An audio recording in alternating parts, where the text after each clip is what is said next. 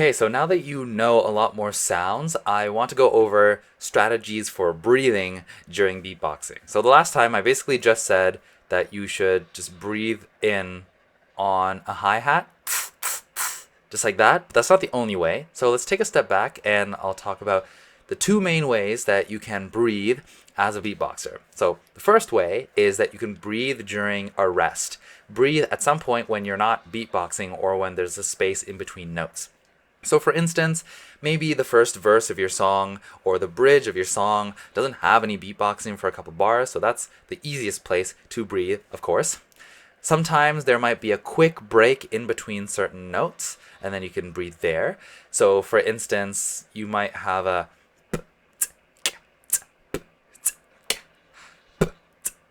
so I breathed in on that where there would have been a hi-hat, I just breathed in instead.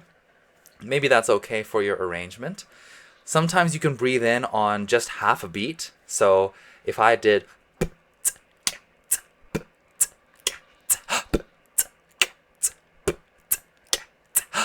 so there I'm breathing in between the and the of two consecutive bars.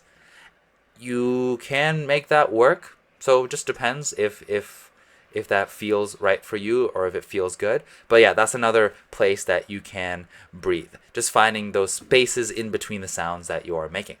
It's not necessarily a bad thing to take really quick breaths really frequently. The main thing that I want to say is that when you're breathing like this, then just make sure that you're breathing as silently as possible. So you don't want to go like that. You want to breathe. You might not even hear it too much on the mic, maybe a little bit. I'm kind of accentuating it just so you can hear it, but yeah, in reality, try to breathe without making as much sound. So just keep your throat nice and open as you're doing it, and that should get rid of the sound while you're breathing.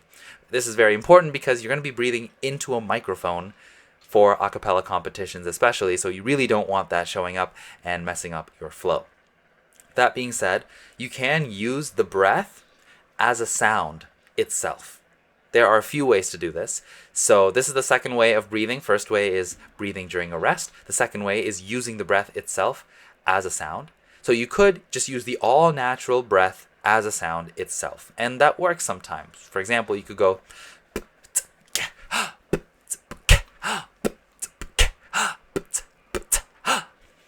so remember how in the earlier videos when I talked about the fundamental principle of consistency, I was able to take a sneeze and turn it into a sound because I was able to make it, loud and clear and consistent. You could do the same thing with a breath and just make like a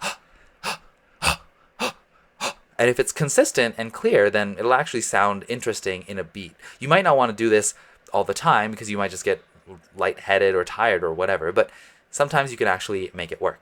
But I'd say more commonly, as opposed to using a regular breath, you're going to mix that breath with another sound. So we already talked about this in the basic beatboxing kit, but you can mix it with a hi-hat on the way in. So instead of a you just go so that's one way to mix that breath with another sound.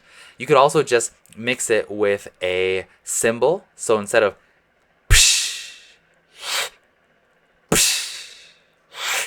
so that way you're kind of just breathing through your teeth. And you can also mix it with any like diaphragm assisted sound. Some diaphragm assisted sounds might work well. So for example, you could do it with the outward K snare as well.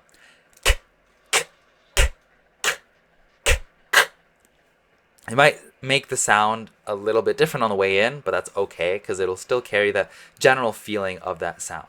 So for instance, instead of doing I can now make the go inwards, and that would be so I'll do it outwards first, and then I'll do it inwards on the second one. So the first one, and then so in that way, I'm using different sounds as sort of little places where I can grab extra air. And I'm not just stuck to that hi-hat. I can use other sounds or just move my mouth in a different way to make that breath sound like some actual percussion on the way in. Usually this is preferable to just breathing straight in on the microphone because it sounds a bit more like beatboxing. All right, so those are the, again, two main ways to breathe, and you should find out different ways that work well for you and just try to be as consistent as possible. Another exercise you can keep in mind while you're practicing your beatboxing, with regards to breathing at least, is to try to keep the same amount of air in your lungs as you are beatboxing. So, for instance, you could try to fill your lungs to about, I'd say, 80%-ish. Maybe not 100%, because that might be a bit hard to get usually. So say fill it to like 80%, and then beatbox for a couple minutes and try to keep the air in your lungs relatively at the same level. It's going to go up and down a little bit, of course, but it shouldn't be like this. It should be more like this, or like,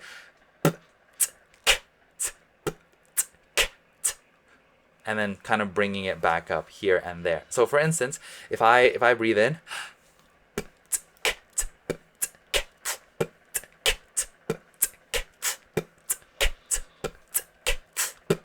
so in that case, I was breathing in on the hi-hat, and I kept the air in my lungs around 80% the whole time. And I would be able to do that infinitely if I needed. And that's good, because that means that I'm very consistent.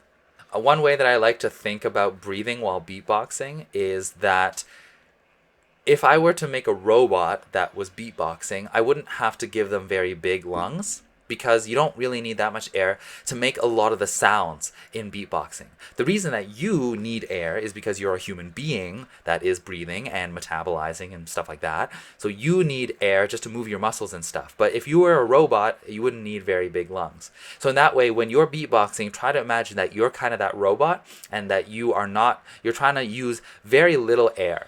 And then the air that you are using is just to help you move around and do choreo and stuff like that. So again, very important to manage your air, because you don't want to add too much of that frosting. You don't want to lose too much air or get tired too quickly. And you also don't want that air to sound really weird on a microphone and make you lose points at your acapella competition, or just make you sound weird in general. So keep in mind these two main strategies for breathing. Okay, in the next video, I'm going to talk about how you can take these sounds and use them in different ways so that you can expand your kit without having to learn a bunch of new sounds. I'm high, I'm from outer space, I don't